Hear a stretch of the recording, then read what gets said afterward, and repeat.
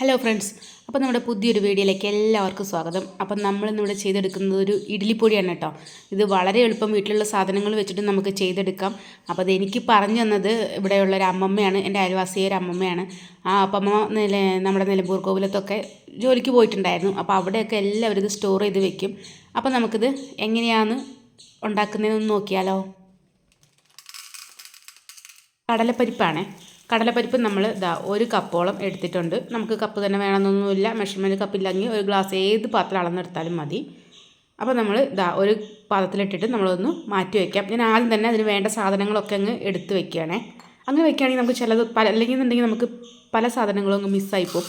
അപ്പോൾ ഇതേപോലെ നമ്മൾ എപ്പോഴും ചെയ്ത് നേരത്തെ എടുത്ത് വയ്ക്കുകയാണെങ്കിൽ നമുക്ക് വളരെ പെട്ടെന്ന് ചെയ്തെടുക്കാൻ പറ്റും. പിന്നെ അതേ കപ്പിൽ തന്നെ ഞാനൊരു 1.25 കപ്പോളം ഉഴുന്ന് എടുത്തിട്ടുണ്ടേ. ഇനിയിപ്പോൾ ഇത് മറ്റേ പകുതി പൊളിഞ്ഞ് അങ്ങനത്തെ ഉഴുന്നാണെങ്കിലും ഇതേ അളവ് തന്നെ എടുത്താൽ മതിയാകും. ഉഴുന്നിൻ്റെ പൊടിയൊക്കെ കളയണം എന്നുണ്ടെങ്കിൽ ഒരു നല്ല കോട്ടൺ തുണി വെച്ചിട്ട് നമുക്കതൊന്ന് വേറെ തുണിയും കൊണ്ട് ഇതേപോലെ ഒന്ന് തുടച്ചെടുക്കാനും പറ്റും. ഞാനതൊന്നും ചെയ്തിട്ടില്ല, ഞാൻ നേരെ ഇങ്ങനെ എടുക്കുക ചെയ്തേ കേട്ടോ. പിന്നെ ഇതാ നമ്മൾ ഇതേപോലെ കുറച്ച് മുളക് എടുത്തിട്ടുണ്ട്. മുളകൊക്കെ നമുക്ക് ഇഷ്ടത്തിനനുസരിച്ച് എടുക്കാം കേട്ടോ. എരിവിനനുസരിച്ച് ഒരുപാട് എരിവ് വേണമെന്നുള്ളവർക്ക് നമുക്ക് മുളക് ഒരുപാട് ചേർത്ത് കൊടുക്കാം. ഞാനിവിടെ ഒരു 10-15 മുളക് എടുത്തിട്ടുണ്ട്. ഇത്ര മുളക് എന്തായാലും ഇതിന് വേണം കേട്ടോ. പിന്നെ ഒരുപാട് എരിവ് വേണമെന്നുള്ളവർക്കൊരു 20 മുളകോളമൊക്കെ എടുക്കാം. പിന്നെ ഇതാ നമ്മൾ അതിലേക്ക് കറിവേപ്പില ഇട്ട് കൊടുത്തിട്ടുണ്ട്. പിന്നെ ഇതാ 1 ടേബിൾ സ്പൂണോളം എള്ളാണ് നമ്മൾ എടുത്തിട്ടുള്ളത്, കറുത്ത എള്ള് കേട്ടോ.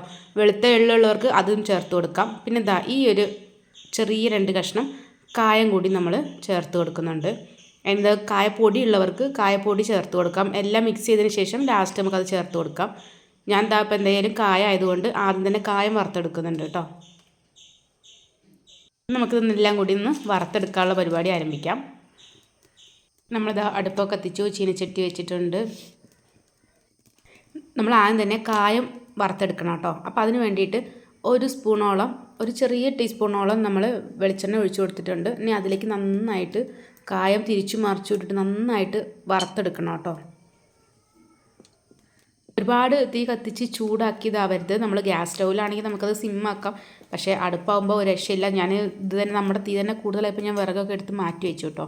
രാവിലെ തന്നെ 8ൻ്റെ പണി കിട്ടി, ഗ്യാസൊക്കെ തീർന്നു. അപ്പോൾ പിന്നെ ഞാൻ വേഗം എന്തായാലും ഇത് ചെയ്യണമെന്ന് വിചാരിച്ചിരുന്നു. അപ്പോൾ എന്തായാലും ഞാൻ നേരെ അടുപ്പത്ത് ഉണ്ടാക്കാമെന്ന് വിചാരിച്ചു കേട്ടോ. അപ്പോൾ നമ്മുടെ കായൊക്കെ നന്നായിട്ട് മൊരിഞ്ഞ് കിട്ടിയിട്ടുണ്ട്. ഇനി ആ എണ്ണയിലേക്ക് തന്നെ നമുക്ക് മുളക് ഇട്ട് കൊടുക്കാം കേട്ടോ. മുളക് ഇങ്ങനെ വറുത്തെടുക്കുകയാണെങ്കിൽ പെട്ടെന്ന് ക്രിസ്പായി കിട്ടും, നമുക്ക് പെട്ടെന്ന് പൊടിച്ചെടുക്കാൻ പറ്റും. ടേസ്റ്റും കൂടും കേട്ടോ ഇങ്ങനെയാണെന്നുണ്ടെങ്കിൽ. ഇളക്കലിൻ്റെ സ്പീഡ് കൊണ്ടതൊന്ന് മുളകൊക്കെ തെറിച്ച് പോകുന്നുണ്ട്. മുളകൊക്കെ ഒന്ന് നന്നായിട്ടൊന്ന് മൊരിഞ്ഞു വന്നതിന് ശേഷം നമ്മൾ നേരത്തെ എടുത്ത് വെച്ചിട്ടുണ്ടായിരുന്ന കറിവേപ്പില ഉണ്ടല്ലോ, അത് നമുക്ക് ഇട്ട് കൊടുക്കണം. അത് നന്നായിട്ടൊന്ന് മൂത്ത് വന്നതിന് ശേഷം നമുക്ക് ഇട്ട് കൊടുത്താൽ മതിയാകും. ഇതവിടെ മുളകൊക്കെ ഏകദേശം സെറ്റായി വന്നിട്ടുണ്ട്. ഇനി നമുക്ക് കറിവേപ്പിലയും കൂടെ ഒന്ന് ഇട്ട് കൊടുക്കാം കേട്ടോ. കറിവേപ്പിലയും ഈ ചൂടത്ത് കിടന്ന് നന്നായിട്ടൊന്ന് മൊരിഞ്ഞു വരണം. അതുവരെ നമുക്കിതൊന്ന് വറുത്തെടുക്കണം. ഇതിന് നമുക്ക് കുറച്ച് സമയം എടുക്കും കേട്ടോ. മുളക് പെട്ടെന്നാവും, പക്ഷേ കടലേ ഉഴുന്നും എന്തായാലും ഒരു 10-20 മിനിറ്റോളം നമ്മളിത് ഇളക്കി കൊടുത്തുകൊണ്ടേയിരിക്കണം. മുളക് ഇവിടെ ശരിയായിട്ടുണ്ട്. നമുക്കത് വേറെ പ്ലേറ്റിലേക്ക് മാറ്റാം. അതിനുശേഷം നമുക്കിതാ ഈ കടലപ്പരിപ്പ് ഇട്ട് കൊടുക്കാം. അത് നന്നായിട്ടൊന്ന് ഇളക്കി അതിൻ്റെ ആ പച്ചമണം, കടലപ്പരിപ്പിന് ഒരു പച്ചമണമുണ്ട്, ആ പച്ചമണമൊക്കെ പോയി നന്നായിട്ടൊന്ന് മൊരിഞ്ഞു വരണം. എന്ന് വെച്ചിട്ട് നമ്മളത് കറുത്ത കളറായി പോകരുത്. ചെറിയ തീയിലിട്ടിട്ട് നമ്മളിതിങ്ങനെ മൊരിച്ചെടുക്കണം കേട്ടോ, മൂപ്പിച്ചെടുക്കണം. നമ്മൾ ഇടയ്ക്കൊന്ന് പിടിച്ച് നോക്കണം നല്ല ക്രിസ്പായിട്ടുണ്ടോയെന്ന്.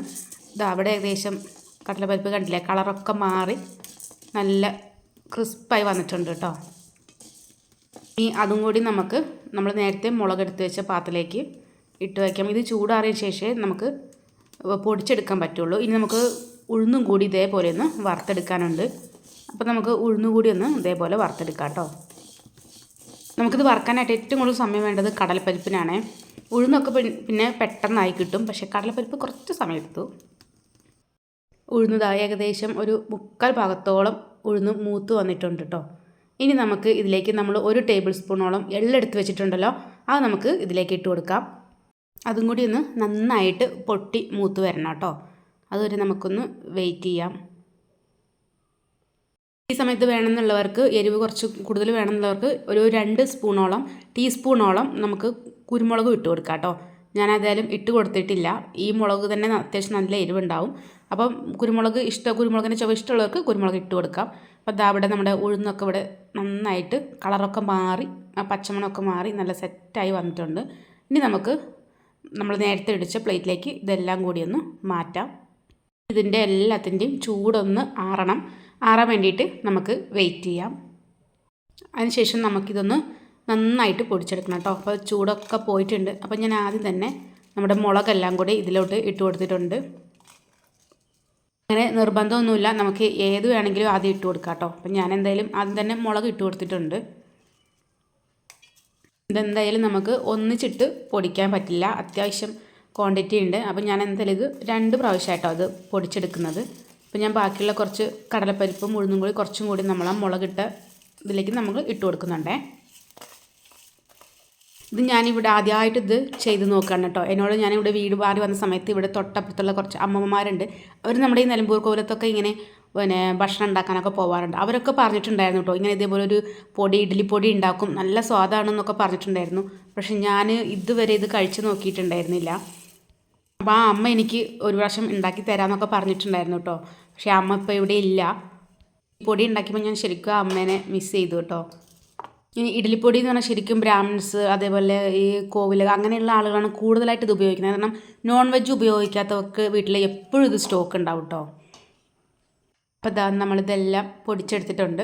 ഇനി നമുക്കിതിലേക്ക് പാകത്തിന് ഉപ്പ് ചേർത്ത് കൊടുക്കാം. ഞാൻ ആദ്യം ഉണ്ടല്ലോ ഒരു 1.5 ടീസ്പൂണോളം ഉപ്പിട്ട് കൊടുത്തു. പക്ഷെ അത് ഉപ്പ് ഉണ്ടായിരുന്നില്ല കേട്ടോ. ഇത് ഈ കളർ എന്ന് പറഞ്ഞാൽ നമ്മൾ ആദ്യം മുളകല്ലേ പൊടിച്ചത്, അപ്പോൾ അതുകൊണ്ടാണ് മുളകിൻ്റെ കളർ നമ്മൾ കാണുന്നത്. നമുക്കിതെല്ലാം കൂടി നന്നായിട്ടൊന്ന് മിക്സ് ചെയ്തെടുക്കാം കേട്ടോ. നമ്മളിത് അവിടെ എല്ലാം മിക്സ് ചെയ്തെടുത്തു. അപ്പോൾ ഞാനൊന്ന് ടേസ്റ്റ് ചെയ്ത് നോക്കുമ്പോൾ ഉപ്പ് പിന്നെയും കമ്മിയായിരുന്നു. അതിന് നമുക്ക് പിന്നെയും ടേസ്റ്റ് ചെയ്ത് നോക്കുമ്പോൾ കറക്റ്റ് ആയിരുന്നു കേട്ടോ. നമുക്ക് എന്ത് വേണമെങ്കിലും ചേർത്ത് കൊടുക്കുക. ഇനി എരിവില്ലാന്നുണ്ടെങ്കിൽ വേണമെങ്കിൽ കുറച്ച് മുളക് കൂടി പൊടിച്ചിട്ട് കൊടുക്കുക, നമ്മുടെ ഇഷ്ടം പോലെ ചെയ്യാം. നമ്മളിത് എങ്ങനെയാണ് കഴിക്കുകയെന്ന് വെച്ചാൽ നമ്മൾ ഇഡ്ഡലിയൊക്കെ ഉണ്ടാക്കിയ ശേഷം ഇതേപോലെ പൊടിയിടുക. നല്ലെണ്ണയാണ് കേട്ടോ, നല്ലെണ്ണ ഒഴിച്ചിട്ട് മിക്സ് ചെയ്യണം. അങ്ങനെ മിക്സ് ചെയ്തിട്ടാണ് കഴിക്കാൻ. അടിപൊളി ടേസ്റ്റാണ്, എല്ലാവരും ട്രൈ ചെയ്ത് നോക്കണം. അപ്പോൾ എൻ്റെ വീഡിയോ ഇഷ്ടമായാൽ ലൈക്ക് ചെയ്യാനും കമൻറ്റ് ചെയ്യാനും സബ്സ്ക്രൈബ് ചെയ്യാനും ഒന്നും മറക്കരുത്. നല്ല അടിപൊളി വീഡിയോ ആയിട്ട് നമുക്ക് അടുത്ത ദിവസവും കാണാം. അപ്പോൾ ഇതെല്ലാവരും ഒന്ന് ട്രൈ ചെയ്ത് നോക്കണം കേട്ടോ. അപ്പോൾ ഓക്കെ, ടാറ്റാ, ബൈ ബൈ.